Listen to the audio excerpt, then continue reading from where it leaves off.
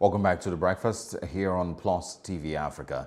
Next conversation this morning is going to be on June 12 and of course celebrating Nigeria's Democracy Day. This morning we're going to be speaking with Dele Farotimi, of course to share his thoughts on as many angles as possible concerning the celebration and the planned protest. Good morning, Mr. Farotimi. Good morning. Good morning. Good morning, says I. Good to see you. Thanks for having me. Welcome. So let's get straight into it. There's so many angles. I hope that we can cover all of them in the time that we have. Nigeria celebrates tomorrow. There's, of course, those who say there's absolutely nothing to celebrate. We're not, fully living in a democratic nation. And then there's those who, of course, would lean on to the MKO Abiola perspective and say at least one thing was done, that celebrates MKO Abiola tomorrow. So let's get your thoughts on celebrating tomorrow. Do you think that we will be celebrating and should be? There was a phrase that popped out when you asked the question. Nigeria celebrates tomorrow. Nah, Nigeria is not celebrating tomorrow. We might mark the day for its symbolism. We should mark the day and honor it too because of the sacrifices of those who died, even though the ideals and ideas of that day has never found fruition in the Nigerian space. So yeah, we should honor the memories of all those people who were killed on Ikorodu Road in the run-up to Abacha's emergence, the exercise of the sovereign will of the Nigerian people on June 12, 1993, a day that has never been repeated in the history of Nigeria. Yeah, there is every reason why we should honor the day. But you see, what these predators ruling us right now are celebrating is not what those people who died in the lead up to what we're calling a democracy today. This wasn't what they died for. They didn't die to install governors who are functionally emirs. They didn't die so that we would inherit a constitution written by the same men who killed them. Because that's what it is. Where was Abdul Salami when people were dying in 93, 94? He was in his office enjoying the largesse of office. And he eventually succeeded to power, the same hegemony that had ruled all his life, for whom he worked. Midwifed, this one they are calling a democracy now is a democracy where an attorney general will wake up one morning and say he's banning this. The president will pick a petty fight over a tweet that shouldn't have been, and then everybody should fall in line. And it's a democracy. It's a democracy where they are reviewing a fraud, and if we talk, they are telling us that what we say do not matter, what they agree amongst themselves. But the key thing is this. We have every reason, because we must not forget, we lack institutional memories as a people. So it is important that the symbolism of the day is not lost on those who are alive today and witnessing the return to fascism. However, you did ask a second question, and that is as it relates to tomorrow's planned protests. Yes. You see, all my life, I have never done tokens. If I don't protest, for me are reactions. Because yeah, who are you protesting to actually? They're talking to a man who has demonstrated a murderous capacity for. Look, the Nigerian state, the way it is structured, you go out on the street, the Nigerian policeman sees you as fair game. So I have never I've never called anyone out to any protest. Let me be clear about this. You do not dictate to the oppressed how we should respond to the oppression. And on account of that, I have always been careful not to be seen as speaking against the legitimate right of any man to protest injustice. And it is in that vein that I will say to those who wish to protest tomorrow, they should go right ahead. It's their democratic right. And if the Nigerian state has transmuted into a fascist dictatorship, which I believe is what it is, then it can go ahead again tomorrow and unveil itself as it has consistently done every time people have attempted to assert their democratic right. But I won't be out there tomorrow. Okay. I won't be out there. As far as that, sorry? Mr. Farotimi, I need to ask you this question because you said tomorrow is not worth celebrating. You know, I've been speaking to a couple of people regarding the June 12th celebration and, you know, asking some student union leaders who led the movement against the military rule and, you know, supporting MKO Abiola back in 1993. And I asked the question, really, the struggle, you know, against military rule, the struggle for the reinstatement of MKO Abiola, was it all worth it? And he eventually ended up saying it was, you know, because even though democracy is not like we want it to be, you know, military rule is no more. But where do you come in regarding that question? Do you think all that struggle, all that activism was worth it? Oh, yes. Oh, yes. It was worth it. I was student union president in LASO, I believe that was 94, 95. And this is what I'll say to you. At least Buhari has to pretend that we are in a democracy. He has to pretend, whether he likes it or not. And it's not just Buhari. Our governors have to pretend we are in a democracy. The ones who rule here in Lagos have to pretend we are in a democracy. The ones who rule everywhere in Nigeria, it's not just Buhari. We fall into the consistent error of thinking that it's one man. It's not a man, it's a system. They all have to pretend we are in a democracy. And that is because of the sacrifices made by those who stood up, those who died, those who are in unmarked graves. Just like people ended up in unmarked graves after the 20th of October, several people were in unmarked graves and they still are till today, unacknowledged. The system did a good job of whitewashing the history. Somebody like Obasanjo came, he studiously refused to acknowledge the sacrifice of all these people. So yes, the sacrifices are worth it. That's why I can be speaking, knowing that even if they must carry me, they would have to find some charges before they can carry me. That's why I can be speaking, knowing that if they kill me, they would have to explain to people what happened. People die every day in Lagos. It's nothing new. But the fact is that those sacrifices, oh yes, they are worth it. And that is why I said these things are nuanced. We must separate the symbolism of the day from the hollow, vacuous nonsense that these feudal lords are going to be celebrating tomorrow. Okay. No, they are two different things. So there's another symbolism I want us to break down here. You've talked about how you would not, you know, deny a man his right to express his feelings, you know, through protest. But I need to ask, tomorrow being Democracy Day and the day marked to celebrate MKO Abiola, do you think, or what kind of protest achieve?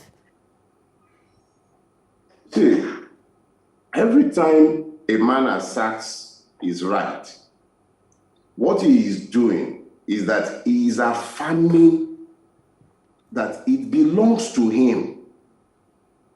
In this state where we live, the Nigerian state has already, I don't know how we go about the business of calling what we are in a democracy. So when you still find people, let me be sincere, the day I make a call, it will not be for a protest.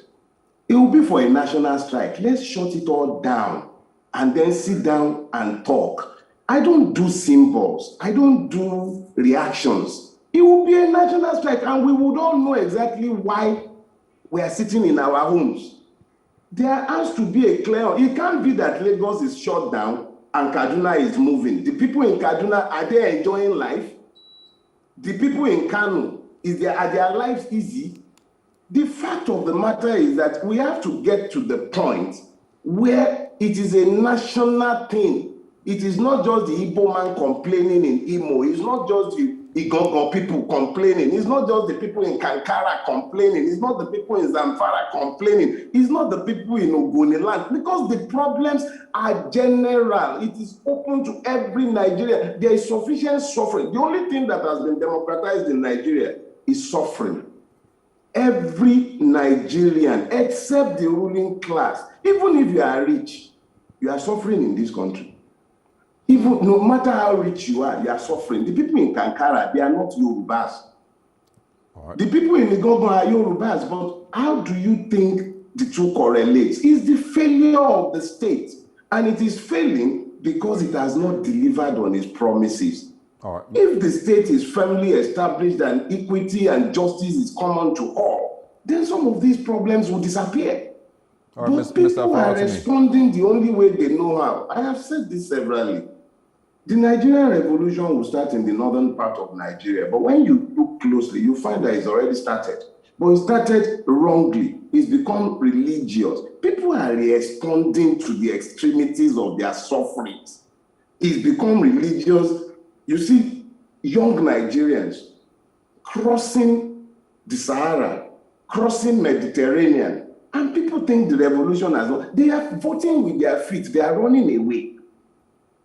Look, every democracy is demonstrative. You see clearly in the workings of the state, in its relationship with its people, whether that state is democratic or tyrannical.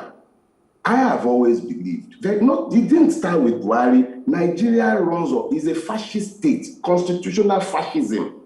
Any state where the will of the people does not rule is a fascist state. So are you saying, Mr. Farotimi, are you saying you disagree with people that say that Nigeria is far better under President Buhari's administration in terms of democracy? Excuse me? Some people think that. He has lots of supporters who think he's done very well for the country. They think he has done very well for the country. They are mad. Wow. Mr. Farotimi, could we kindly, exactly. Pardon my language. They think he has done look, maybe you should go and ask the people of Kankara exactly what they think. Ask that headmaster in Niger State. Ask him what he thinks of Buhari's administration.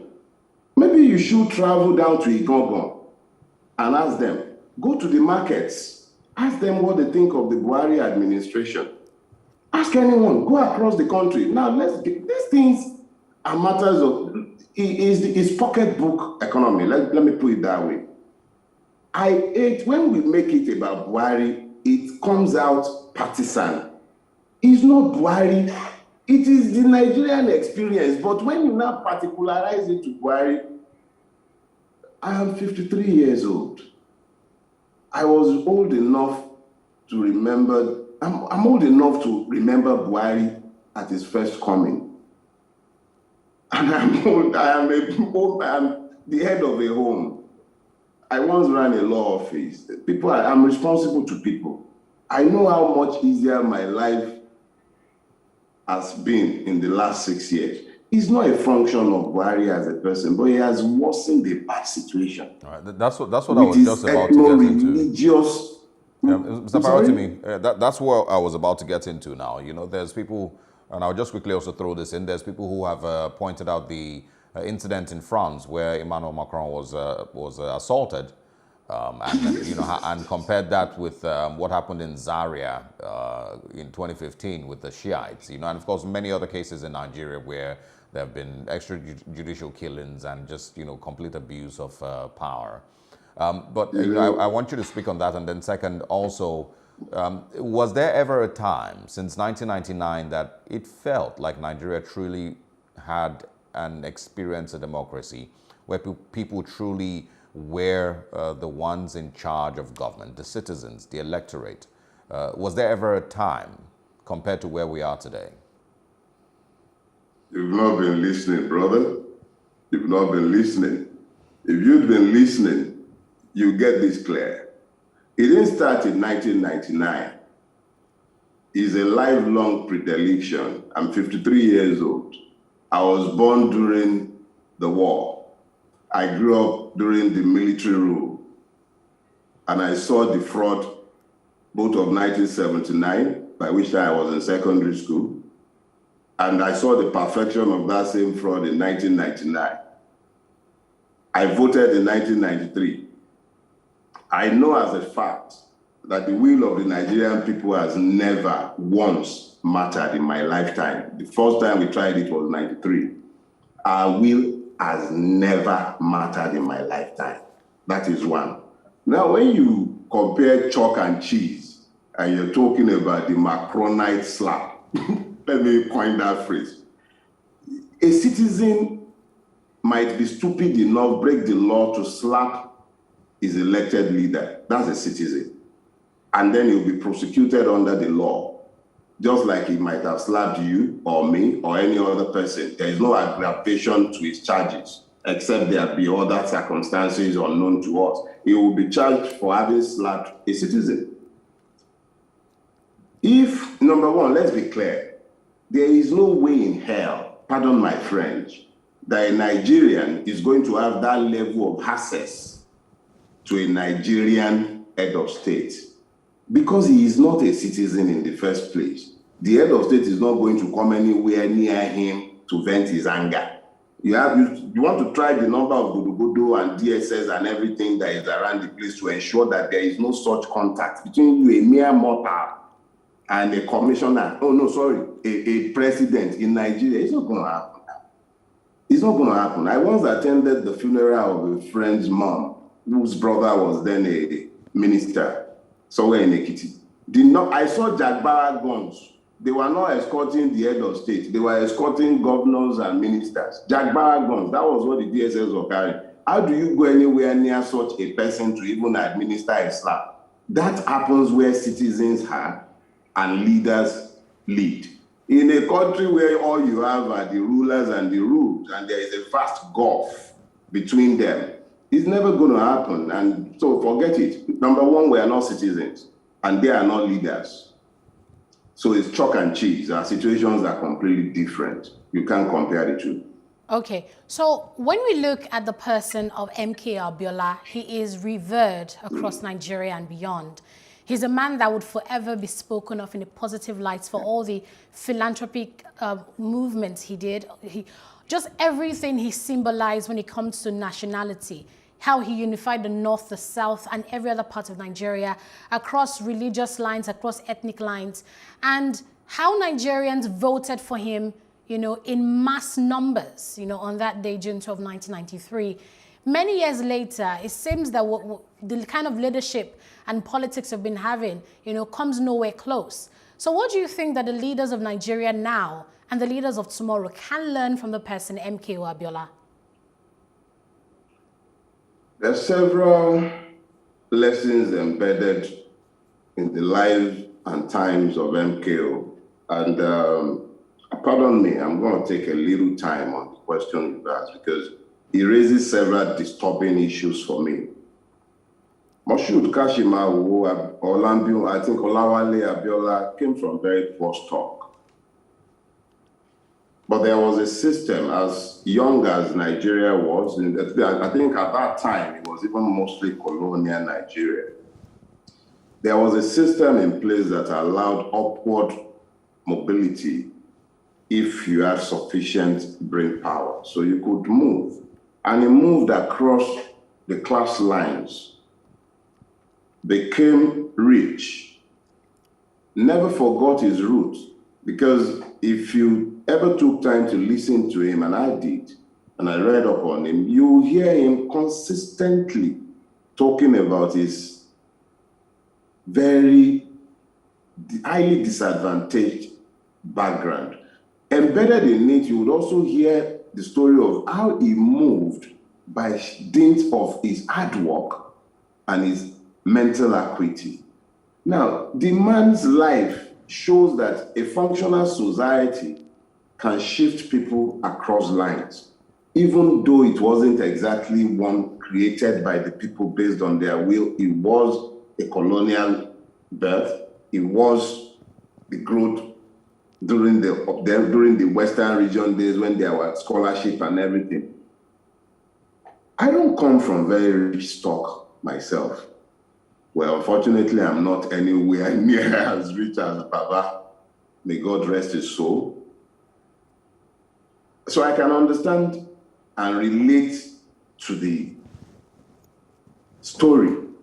I wish I was anywhere near as rich. I would love to help people as well. But you see, that also shows you the poverty of private wealth. Everything Chivenkyo Abiola did in his lifetime, he did by sheer dint of his own capacities. He did his best. He even lived his life as an example, especially when it came to standing by the mandate of June 12. But what has happened? All of that by one man. The man died and it ceased. It shows you the importance of building a system, a human system that understands that there would always be the weak in need of protection by the strong. And the strongest protector that endures beyond all of our lives is the state. So if we have a state that is equitable, the ideals that the man lived for would be the ideals by which we would all be governed and led. But that is hardly the case today. Those who were poor yesterday got into government today. They are billionaires. They're flying jets up and down the place. Abiola had his jets before he went into politics. What were these ones doing before they ever became anything? So how can they construct a state that is based on ensuring that the mass of the people are lifted out of poverty and allowed the capacity to move across the class lines? We've created a feudal state in place of an egalitarian state. And that wasn't what the man's life was about. I hope I answered you. Yeah, well, Yes, you did. let's Thank talk you. about, hopes that we can still fix this. I'm sorry? Let's talk about the hopes that we can still fix what we have as our democracy. There's been mention of constitutional review and some of all of that. Where would you suggest that should be our first points of contact if we still want to salvage our situation? Let me say this to you. It is critical that Nigerians begin to speak to themselves across the several divides that our rulers and even we have stupidly created for ourselves. There is hope. We're a blessed people. I had occasion to address this same issue a couple of days ago. We're blessed people. Nigeria, we're seriously blessed. The tragedy is that we have been horribly misled. We've been led by people whose sole preoccupation would appear to be their appetites, what to eat, what to drink, who to sleep with. They are not anchored to higher ideals and goals. So they've perverted the Nigerian people, but there is hope. That hope only comes from us talking to ourselves, identifying a common purpose behind which we would all have to fall behind. We are in dire times. We have two options before us. One is hopeless, the other is hopeful. Speak to ourselves, find our unity, even in our diversities, and then create a new Nigeria for ourselves, not that fraud that they are lying to themselves that they are calling a review. Whose interest will that serve? Their own interest. The same system will continue to perpetuate itself. The poor will continue to get poorer. The rich will continue to get rich. And you know what else? They'll continue to take away more and more of our rights. We're on the road to Pyongyang if we follow this road that we are on. Yeah, but Mr. Farotimi, if the persons that you've described, the characters you've described, the system, and those people who run that system, if they don't let go of that system, do you think Nigerians will be able to free themselves from, the situation that you've described? Oh, we will. Oh, we will. And not necessarily in seeking secession or No, secession violence. is, look, let me address that issue once again. I've tried my best to deal with this matter. Secession is a distraction. The powers that be, the beneficiaries of this current system, enjoy it when we speak secession and act secession, because it then gives them the occasion to legitimize their venal brutality. They will kill with impunity. They will turn the force of the state, the same force of the state that has been absent in checking the bandits, the terrorists going up and down the place, stigmatizing the entire Fulani nation. Those same forces that has been restrained against those ones will be unleashed. I have never heard of a place where civilians are being bombed, only in Nigeria. And against what? People who are asking to go because you've pushed them to extremes. Let me be clear. Secession is a distraction. But I say this with all emphasis, and I say it knowing that by the grace of God, I'm not one of those that will now be praying when they should act. We will act when we will act. But we will act clearly, understanding that it's not about secession. Nigerians have to find common cause. The suffering is democratized. There is no part of Nigeria that is working. Why should it then be so difficult for all of us to see clearly that we are commonly afflicted and we should then look for common solutions? So far to me, last question from me. What will that common solution be, and when will it be implemented? The revolution will not be televised. It doesn't happen. But here is what I can tell you. Nigerians are speaking to themselves across channels. When the time comes, we would all present a joint demand, and we'll put it on the table for all Nigerians to understand clearly. No violence. Who are we going to be fighting? If we start anything, it will be ourselves. Nobody will even leave their house by the time, even you, by the time you understand the issues. We're talking about our generations. Are we all going to become refugees? Exactly what I needed to emphasize that, Mr. Farotimi, that your call for revolution is non-violent and that we're preaching peace here. No. Violence, okay. I don't own a catapult. And you see, when people talk about revolution, I think it's necessary that I clear this up. There has always been, and it's the military, the Buhari, Babangida, Obasanjo class, they gave the word revolution a bad name. What is revolution? It comes from the Greek word, revolve. What does it mean? It means to turn around. Turn around. We are already heading towards the cliff. A revolution means turn around. Anything that takes us away from that cliff edge is a revolution. And what is the revolution we are proposing? A complete change to our governance system. We have presented the constitution, a draft constitution, to the review committees that they set up. We know they dustbined it immediately, but it was never meant for them. It's meant for the Nigerian people. We will take it to the Nigerian people over the coming days, weeks, and months. And when people have sufficiently understood what we're asking of them, we put it to the test. Okay. There will be a national strike called. It's not but I don't own a catapult. I'm not looking for anybody to step onto any street. NLC has lost the capacity to cause strikes. And what is the population of civil servants? We will call a national strike. People will stay in their homes. This will not be safe for nobody is coming out to any street to come and throw any stone. Who are we going to be fighting? Is the policeman enjoying his life? Are soldiers enjoying their lives? Who is enjoying Nigeria? If you are enjoying Nigeria, you can come out and join them. But those of us who are not enjoying Nigeria, you see, if we say this is, okay, you are calling strike, on what? We will take our time. We will educate our people. And let me tell you something. What they will do tomorrow to those peaceful protesters, it will validate what we are saying, because every avenue for peaceful protest, expression of democratic rights, have been shut down by this system. So it's either we are going to fold our hand and accept slavery, or we are going to find some innovative way of engaging this system to let this system understand clearly that it is not only is it not working for us, it is constraining our children's future.